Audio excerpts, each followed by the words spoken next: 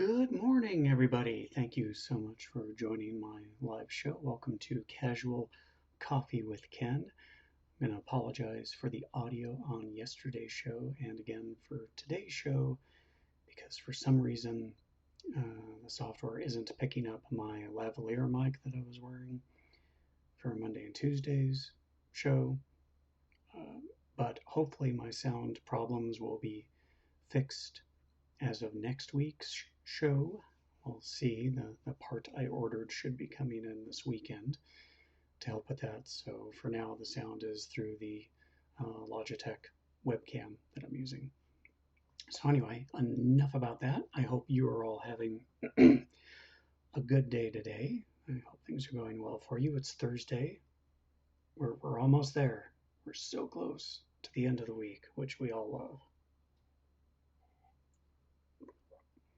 And yeah, so anyway, lots of good stories today. I do want to share today's tea. It's a particularly good tea from a company called David's Tea, rather. And this is it. This is it. It's called Carrot Cake. And love it. It's from, again, David's Tea. And as you can tell by looking at it, you're not looking at it, it's pretty good. And it does taste like carrot cake. It's crazy. It's amazing how they do that. I'm not sure how they do that, quite honestly. But they do such a good job. We used to get our teas from Adagio, and they still have a couple of blends over there that we do like. But we've noticed that with Adagio teas, you have to use a lot more tea to get a really flavorful cup of tea, whereas David's tea is a little more expensive, but you use like less than half as much as you do with the Adagio teas. So it's actually less expensive to get the David's tea than the Adagio because you end up using less of it, which is awesome. That's exactly what you want in your teas. Is it caffeinated? Yesterday's was decaf. It's a pretty low caffeine tea, I believe, because I drink a lot of tea at night. And so yeah, Josh, it's I think it's probably decaf enough if you're going to drink your tea at night. So yeah, fun stuff. But we need a cheeseburger tea, Sean says. I don't know if I can go there with you on that.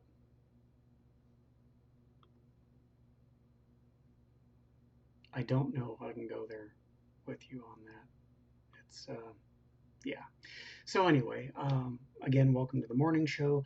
This show is dedicated to bringing positive, uplifting, and interesting news stories to you because most of what gets shown on regular news is sad and depressing and stressful because that's what drives ad revenue. It's awful. So anyway, that's why I'm here. That's why I'm doing this, because I have fun doing the show and I have fun researching these stories. My brain tends to go to dark places.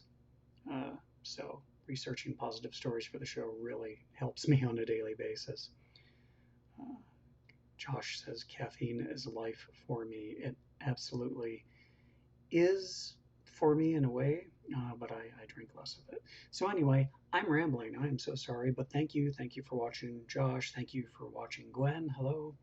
Normally, I can pull your comments into the show. Today, I'm testing something, and for some reason, that feature is not working.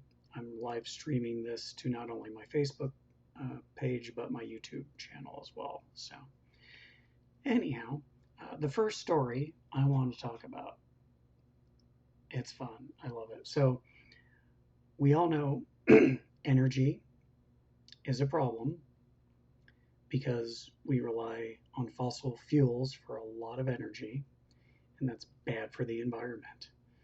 Uh, so, what do you do about that? Well, most people think of wind and solar power. That's kind of the go to uh, alternatives for clean energy, right? And that's great. But one particular country has taken solar next level. And of course, I'm talking about Japan. So, what is Japan doing? Well, solar golf courses. You heard me. Solar golf courses. X golf courses, as it turns out. So, what are we talking about? Well, as you can see in this article from possible.com, just one of these golf courses that they've converted is now powering 12,000 homes. So, what happened was during the late 1990s and 2000s, Japan had a real estate boom because the economy was going great. And they built a lot of golf courses during that time, like 2,000. I don't know why they did that, but that's what they did. So they built all of these golf courses, and then interest in golf just kind of dropped off sharply. And so they had all these abandoned golf courses that nobody was using. So a particular manufacturer of technology stepped in, and you might know them from some of their middle of the road phones that they make, and that's Kyocera is the name of the company. So they went ahead and bought out some of these golf courses, and they installed one at a golf course in Yanago City. I hope I'm pronouncing that correctly. And again, it can provide energy enough to power 12,000 households. The other thing that they've done, which is awesome, is let's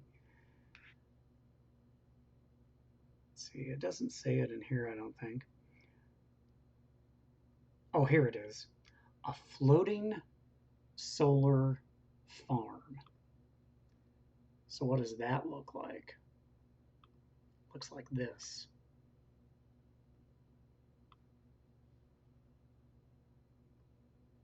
It's huge. It is giant. It covers 18 hectares and can power nearly 5,000 homes. And they estimate it's saving more than 8,000 tons of CO2 a year. Look at that. Look at it. Look how huge it is. Just floating there. Just floating there. Because why not? But yay, Japan. I mean, Karina and I are Japanophiles, I guess would be the term. Love everything about Japanese culture. Well, not everything. Love a lot of things about Japanese culture and dress and customs, and it's really cool. But that's incredible to me. I mean, they are really running with the whole solar power alternative energy thing. So that's perfect. Love that. So we need to step up our game. Oh, and I actually do see a comment now from Josh. Oh, look, I wonder why the YouTube one is showing up. Well, that's cool. So just so you're aware, since you're doing a test, YouTube is probably 1.5 minutes behind live stream. Yeah, that doesn't surprise me. Facebook has a built-in delay of about 15 seconds. And I think YouTube, because they're very conscious of bad publicity, and they have probably an extra delay, I'm sure, just as a protective measure in case someone's doing something horrible on a live stream that they might be able to shut it down quickly before something really truly horrible gets broadcast. I don't know. But it doesn't surprise me at all. But thank you for commenting, Josh, so I could see that at least the comments are working over there. So, anyway, enough techno babble. Let's go on to the next story. So, solar power is awesome. I did a story, I think it was either on Monday and Tuesday, how in the UK they now have these buses that have built-in filtration systems, I think on the top of the buses, that filter particulates and all the bad stuff out of the air as they are in operation. And they also have put solar panels on top of the bus to help power the filtration unit, so it's not increasing the amount of gasoline you have to use in the bus to power everything, and extra batteries, that kind of thing. So it's very cool. It's very green. It's awesome. But I read I read about an even more ingenious way of removing pollution from the air that involves, well, it involves making a leaf, an artificial leaf. And this is unique for a couple of reasons. So, one of the things it does is it pulls the carbon dioxide out of the air and then filters it out with produces oxygen. But the other thing it does, oh my God, here we go. So it mimics the process of normal photosynthesis, and they do it by using a cheap red powder called cuprous oxide. Now, in normal photosynthesis, leaves will take in the carbon dioxide and turn it into glucose and oxygen. But this artificial leaf takes in the carbon dioxide and produces methanol and oxygen. Methanol, oxygen, and that's important. We'll get to why in a second. But there was a team led by Yimin A. Wu, who is a researcher at the Center for Nanoscale Materials at the Argonne National Laboratory in Illinois. And him and a bunch of other researchers have been working on this for quite a while. They're hoping that they can scale this up to use the technology in power plants and other major sources of production to eliminate pollution simultaneously by removing the CO2 from the air during the manufacturing process. But the fun part is that since this artificial leaf scrubs everything out of the air and then produces oxygen and methanol, you can then heat the methanol, evaporate the water out of it, and you've got fuel. So it's a whole new way of making biofuel by designing an artificial leaf that mimics photosynthesis from a real leaf, but instead of just producing oxygen and glucose, it produces oxygen and biofuel. How cool is that? It's very cool. That's the correct answer. It is very cool. So, obviously, the technology still needs to be developed. They need to figure out a way to scale it up cheaply, and they need to be able to form partnerships with manufacturing companies who would be interested in actually seeing this work. And Josh says, imagine if we captured that water as well. Absolutely. So that might be something they're working on. They just haven't said anything about it yet. So cool. So we've got buses in the UK that filter out particulates and bad stuff as they run. And they're looking to expand that to the entire bus fleet there in this one city in England, I think. And then we've got an artificial leaf that's been designed that will scrub the air, and then produce a, you know, fossil fuel alternative fuel. Excellent. Loving all of this. This is all good stuff. All right, moving on. Next story. So, uh, going to the doctor's awful. It's horrible, and it's always stressful, and it can be especially stressful for kids. So, there's one doctor that's just doing something simple. It's nothing earth shattering. He hasn't discovered any kind of new medications or developed a procedure that makes removing your appendix completely pain free or anything like that. But but it's really cool that he even takes the time to do this. I mean, because when you think about it, a lot of doctors, especially surgeons, have a reputation, right, of being very matter of fact, sometimes even a bit cold. They're to the point. They want to cut, they want to get in there, they want to do the thing, and then they want to leave. That's it. So surgeons, for good or ill, have a stereotype associated with them of the kind of all business, humorless, not personable bedside manner, right? So the fact that this guy even thinks about doing this seems to kind of break the mold of that stereotype, which is why I wanted to share the story with you. So, uh, yeah, it's pretty fun. This is Dr. Perry, and Dr. Perry does sketches on the bandages for his patients after he performs the procedure for them. It's such a simple little thing, right? But how cool is that?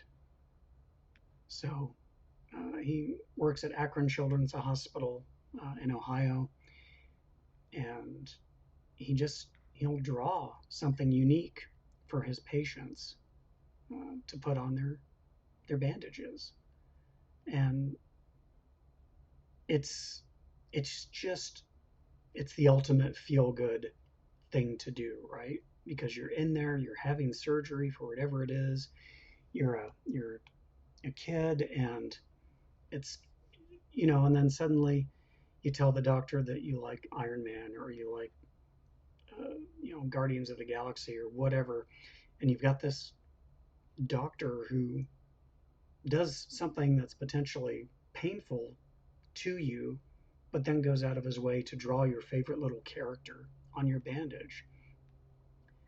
I don't know. It's a small thing, but again, it's really cute. It's really considerate, and it makes such a big difference for these kids. I spent so much time in and out of the hospital when I was a kid because I was sickly AF. It was no fun being me. Did not like being me. And something like this would have just gone a long way to making the whole experience a little more bearable, So anyway, I love it. It's a small thing. It's a small story, but I happen to really enjoy it. I like the fact that it's a nice shining little light of goodness in the world of medicine. It's really cool. Josh said this is cool. Probably love this idea. Yeah, I think children probably do love it, and I'm all for it. I'm here for it. Oh. God, that's good. That tea is great. You're missing out. You should get the tea immediately after the show. You should go get the tea. Okay. This next story, we're still sticking to the field of medicine, but now we're going to go over to veterinary medicine. We have a cat. We appreciate our vet. We love our vet. If you find a good vet, you know that you will hold on to that veterinarian. You will follow them wherever they go, right? Because for a lot of us, our animals are are family members. They're very important to us. I can't imagine what life would be like without Allie because she's everything. So when you find a good vet, it's awesome. But if you happen to be in the position of being homeless and you have a pet, it it's hard to properly care for them. It's hard to properly get medical care for them if and when they need it. And chances are, if you're homeless and your pet is homeless as well, their need for good veterinary care is probably going to increase, right? It's just a fact, unfortunately, of living in less than ideal circumstances for both of you. So there's this one particular veterinarian, uh, Dr. Stewart, who goes around parts of Northern California and provides free veterinary care. So go back here. So it's Dr. Quane Stewart, who's been a veterinarian in California for over 20 years. About 9 years ago, he was spending an afternoon offering medical care to pets of people experiencing homelessness in Modesto. And it really moved him, the whole experience, so he decided that he was going to do that on a semi-regular basis. So he has started a GoFundMe project to help him pay for basically the medications and equipment that he needs in order to basically provide this kind of traveling veterinary care. Because obviously, the homeless don't have money to pay for these services. They don't have a fixed address. So he'll just kind of wander up and down cities on the California coast, just wandering through the streets to find homeless people who have pets and who need the help. And Josh commented here, says, VCA Bearing is amazing, by the way, takes great care of our 2 dog children. So yes, VCA Bearing I haven't been to. We take our cat Allie to VCA Feline Medical Center up off of Collin Ranch. Amazing group of veterinarians there. They're wonderful, and Allie loves it there. I'm kidding. Allie hates the vet. What am I saying? She hates the car ride to the vet even more. So yeah, so he's been paying for the vaccines and other medications out of pocket, but he does have a GoFundMe page. I'll go ahead and link to that after the show in the comments below.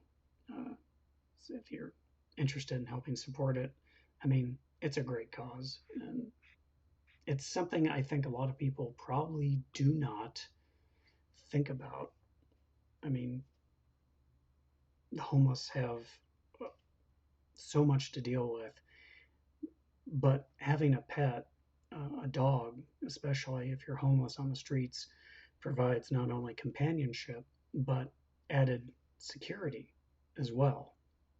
So it's nice that someone kind of realized that was an issue that needed addressing and actually stepped up to do it. That's amazing. I love it. Again, kind of a small thing, right? Didn't discover a new vaccine or a weight loss wonderful, a wonder miracle cure for weight loss, weight gain or anything like that. It's a small thing, but I love it. I love that he's doing it. And again, not a story that might have gotten a lot of national attention, so I wanted to share it with you today. So that's it for the scheduled stories, but there is something I'm going to do now that is kind of fun. Just need to make a little bit of room here. This is cool. Okay, so I like chocolate, and I and Karina love Cadbury. We love Cadbury eggs. It's one of our favorite things about Easter time because the Cadbury cream egg is just wonderful. It might be the perfect Easter candy as far as we're concerned. However, the company Cadbury makes something even better in our humble opinion, probably in my humble opinion, than the the gold standard, the cream egg. But you can't get it here. You cannot get it in the United States. So it's a rare treat and we have to import them from England. And Karina did that for my birthday. Didn't make it here in time for my birthday because customs, but it's here and I wanted to unbox it for you on the show. So let's see if this will work here. Haha, there it is. Ladies and gentlemen, I present to you all the way from England the Cadbury Dairy Milk Egg and Spoon. It's Cadbury chocolate filled with Oreo cookie and cream filling. You're welcome.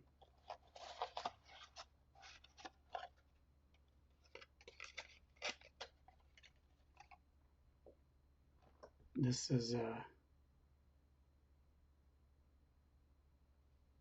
going to be good here.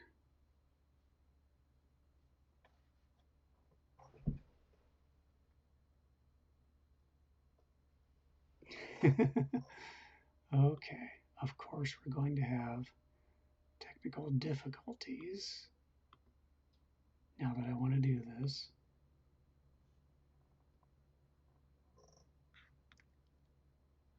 Okay, it's live TV. Give me a second. I will figure this out. I'll go back to this camera. Oh my gosh. All right, we can do this.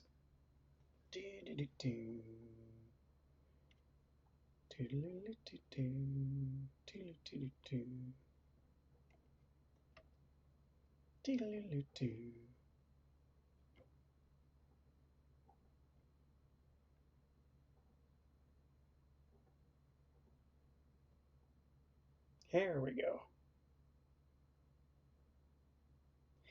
It probably froze a little bit just because I took so long getting to the reveal. So let's try it again.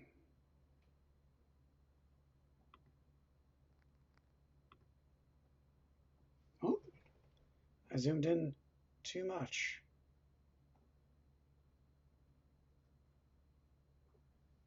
Oh my God. Okay. So the overhead camera thing is not wanting to work. Always something. Okay. I'll just have to do this the old-fashioned way. Sorry, I thought I was going to be all fancy. All right, so here it is. This is what it looks like. And as you can see, it comes in a little egg crate and it comes with a spoon. Love the spoon. You'll see what the spoon's for. Well, you know what the spoon's for, right? There's cookies and cream filling inside this thing. So let's go ahead and unwrap it.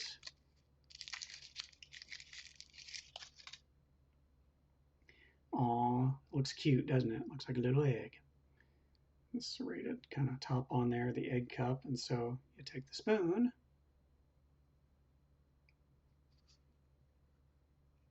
and then you take the top off. Then you can see all the Oreo cookies and cream goodness inside there. And you just eat it like a soft boiled egg. I don't know if you can see that very well, but oh my God, so much Oreo and oh.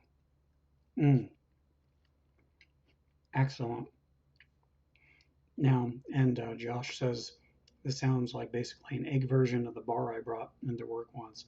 Yes, it really is, except the chocolate is English Cadbury chocolate, which I swear to you tastes different than the American Cadbury cream-made chocolate. It's similar, but it's not quite the same thing.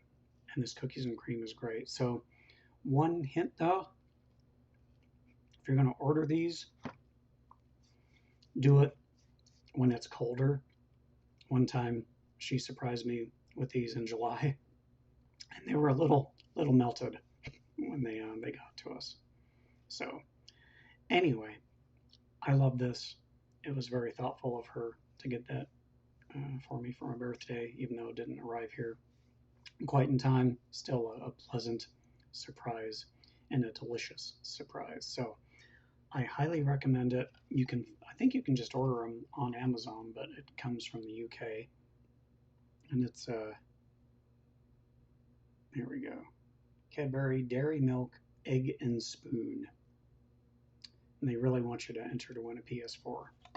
So anyway, that's it. That's the end of the show. I went a little bit over today. Thank you so much for spending your morning with me. I love doing the show. It's a lot of fun for me. If you like this kind of thing, you like positive, fun, just sometimes silly news stories to start your morning off with rather than the harsh, somewhat depressing and anxiety inspiring stories of regular media. You want to help the show grow, you can find me over on Patreon. But honestly, I love doing this. It's just fun, and it's fun for me. So thank you for sharing your morning with me. I will see you all again for the Friday show tomorrow at 9 a.m. Pacific time. Until next time, I'm Ken McKim. You take care. Have a good rest of your week.